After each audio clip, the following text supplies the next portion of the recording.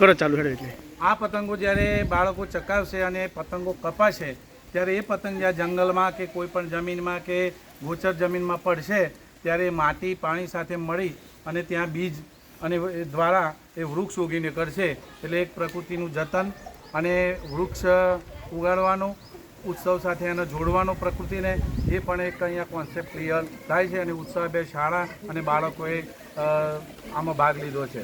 બાળકોને 700 જેટલી પતંગો પણ લાવી અને બાળકોને આજે આપી છે અને બાળકો તે હોંશે હોંશે ચગાવશે.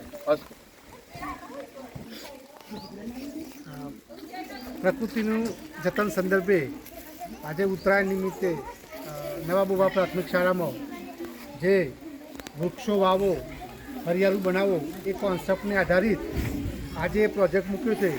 એ આવનારા લોકોને પણ ઉપયોગી થાય, આવનારી પેઢીને પણ ઉપયોગી થાય એ પ્રકારનો કોન્સેપ્ટ છે.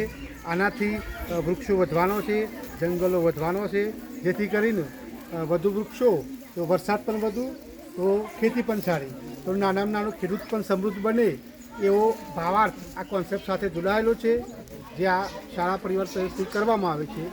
આ તબક્કે સૌનો આપણે આભાર માનીશું અને ખાસ બાળકોનો, કારણ કે બાળકો થકી આ પતંગો ચકાવવાની છે અને કપાઈ અને ખેતરમાં જંગલમાં પડશે આમ તો વૃક્ષ ઉગી નીકળશે તો સરકારશ્રીનો જે ઉદ્દેશ છે તે પણ આ તબક્કે આપણે સિદ્ધ થશે અને પ્રકૃતિનું એક જતન થશે.